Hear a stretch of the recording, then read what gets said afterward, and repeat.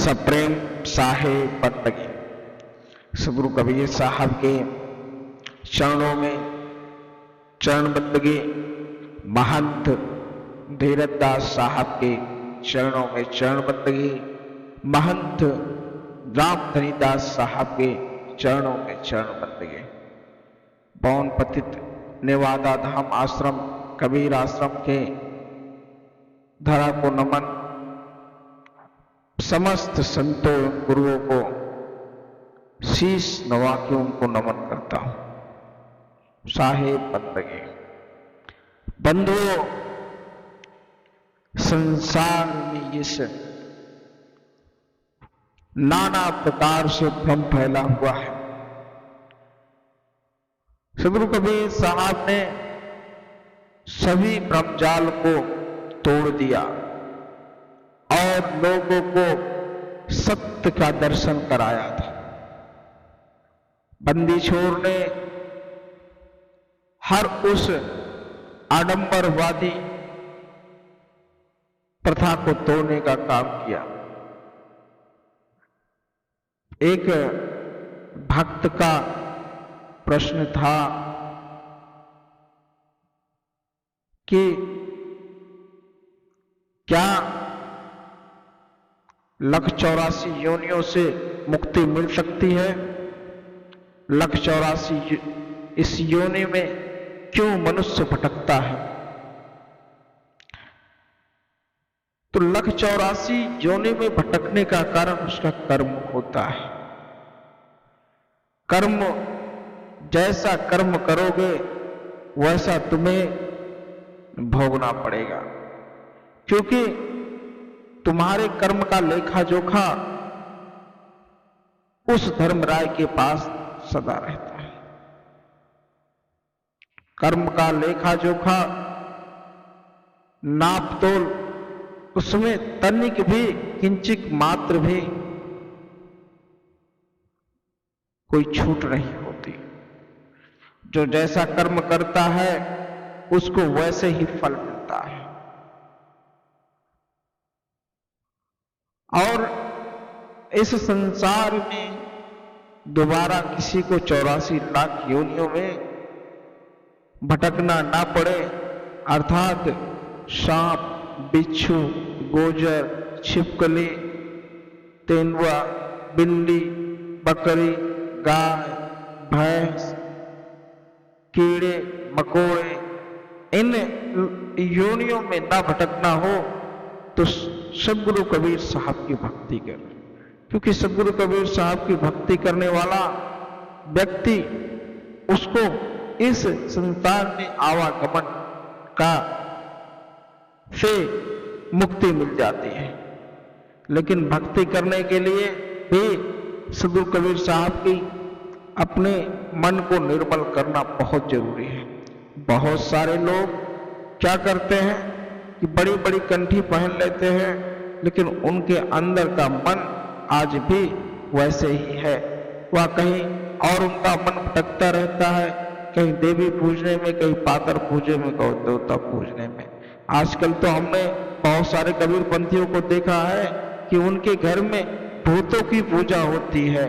भूत की पूजा अर्थात उनके बच्चों, उनके परिवार में ओझाई और सुखाई होता है। जो कबीरपंथी सच्चा होगा उसे कभी भूत और प्रेत का डर नहीं होता, उसे कभी भूत प्रेत छूने की भी काम ना कर सकता है। लेकिन जो कबीरपंथी नहीं, लबरपंथी होगा, वही व्यक्ति, वही भक्त ऐसी तमाम समस्याओं से जूझता है। क्योंकि सदगुरु कबीर साहब का नाम सुनकर ही भूत प्रेत के कोसों दूर हो जाते हैं। बंधुओं, जैसा कर्म करोगे वैसा भोगने का हाथ दिया है। कभी कभी यह होता है कि लोग, व्यक्ति क्या करते हैं, जैसे किसी को भूत प्रेत पकड़ लिया, किसी को ये कर लिया, किसी को वो कर लिया, लोगों के द्वारा और तमाम तथाचार्यों और ओझा सोखा गुनियों के द्वारा यह कहा जाता है कि चढ़ावे में बकरी का मांस या मुर्गा या दारू, तमाम चीजों को चढ़ाओ और भंडारे का आयोजन करो, तब तुम्हारे ऊपर से भूत प्रेत का साया हट जाएगा। कहने का तात्पर्य है कि तुमने भक्ति बहुत की, लेकिन तुमने यह कर्म कर लिया, इसलिए 184 योनि में तुम्हें फिर भटकना पड़ेगा। फिर दूसरा साक्ष्य यह है कि बहुत सारे लोग देवी देवताओं की पूजा करते हैं, श्रावण मास एक महीने बढ़िया पूजा करते हैं, नहीं कुछ खाते पीते हैं, उसके बाद फिर क्या होता है, बकरी का मांस, मुर्गे का मांस, कोई भी ऐसा आहार नहीं होता जो राक्षस योनि का हो, उसको वह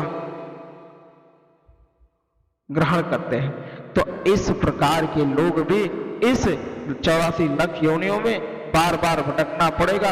और वैसे ही कोई सांप का, कभी बिल्ली का, कभी कुत्ते का, किसी भी योनि में तुम्हें प्राप्ति होगी, जैसे तुम्हारे कर्म होंगे वैसे तुम। तो इस प्रकार अगर किसी भी मनुष्य को मुक्ति पाना हो, दोबारा इस संसार में आने का कोई भी विधान काटकर उससे पूरी तरह से मुक्ति पाए, उसके लिए सदगुरु कबीर साहब की भक्ति करें, क्योंकि सदगुरु कबीर की भक्ति में वह चमत्कार है जिसे बहुत सभी लोगों से दूर रख सकता है। और इस भक्ति के कारण ही तमाम संतों को मुक्ति मिली। संत चाहे केसादास साहेब हो, चाहे साहब हरिधर्मदास साहब हो, चाहे कमाल कमाली हो, चाहे लोई हो, कोई भी ऐसा जिनको सदगुरु कबीर साहब ने चिताया, धर्म की बात बताई, वह महापुरुष हो गए या फिर उनको मुक्ति मिल गई, दोबारा इस संसार में आने का कोई प्रयोजन नहीं बना, क्योंकि उनके कर्म ऐसे रहे, उनके कर्म के कारण ही उनको मुक्ति मिली। बंधुओं, जैसा कर्म करोगे वह भोगना पड़ेगा, इसलिए सदा ही अपना जीवन सरल और उच्च विचार वाला रखिए। बन सके तो किसी की मदद करिए, अगर ना मदद कर पाए तो किसी का पैर खींचने का काम ना करें,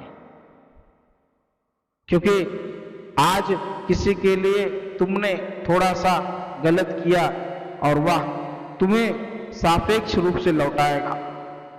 यह कलयुग है, यह कलयुग प्रबल है।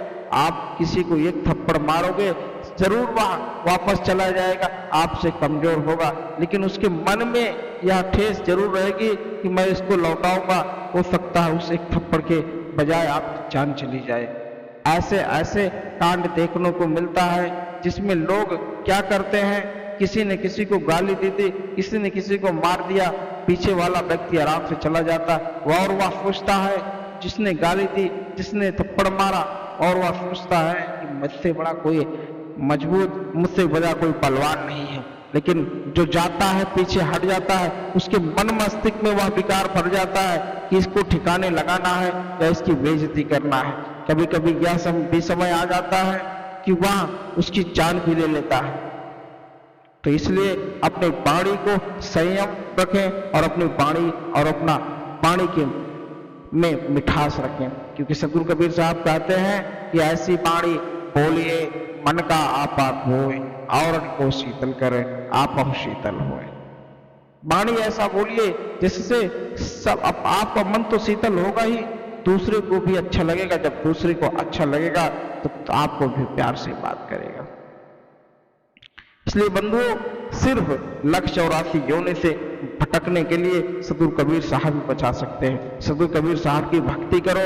सदगुरु कबीर साहब की भक्ति करने वाला व्यक्ति 184 योनि में कभी उसे आने की जरूरत ही ना पड़ेगी। लेकिन उसके लिए सदगुरु कबीर साहब के नेम ध्यान में चलना बहुत ही आवश्यक है। जो व्यक्ति सदगुरु कबीर साहब की भक्ति करके माला कंठी लेकर भी ऐसे राह पे चलता है, उसे कभी मुक्ति नहीं मिलती। लोग कहते हैं कि साहब मैं बीमार था इसलिए ऐसा किया, अंडा खाया, मुझे टीबी हो गई थी, मुझे ये हो गया। किसी को ये ना पता है कि संसार में तमाम ऐसी प्राकृतिक औषधियां हैं, तमाम ऐसे प्राकृतिक फल फूल है जिसको खाने के बाद यह ऐसे जो कण होते हैं वह खत्म हो जाते हैं। फिर सदगुरु कबीर साहब पर भरोसा रखो। मरना तो एक दिन सबको है, क्यों राक्षसी जीवन जीकर मरोगे। ऐसे तमाम लोग हैं जिनको डॉक्टरों को द्वारा बताया जाता है ऐसे ऐसे खान पान खाओ, तुम्हारा शरीर मजबूत होगा। अरे जिस खान पान की बात कर रहे हो, मांस को खाने से मांस कभी नहीं बढ़ता, दूध को पीने से दूध कभी नहीं बढ़ता शरीर के अंदर, लेकिन आप हरी सब्जियां, साग, दाल, ऐसी चीजों का अगर अपने आहार में लोगे तो आपका व्यवहार भी शांत रहेगा और निर्मल रहेगा और लोगों से निर्मलता से बात करेंगे। अगर ऐसे राक्षसी भोजन का तुम या अपने जीवन में यापन करोगे तो क्या होगा? उदंडता और तमाम प्रकार की अराजकता फैलेगी, क्योंकि जैसा भोजन तुम करोगे वैसा तुम्हारा मन होगा। जब मन के अंदर विकार होगा तो फिर क्या होता है वह आप जानते हैं। इसलिए बंधु, लख 84, इस लख 84 लाख योनियों में आपको भटकने की कोई आवश्यकता नहीं है। सिर्फ सदगुरु कबीर साहब की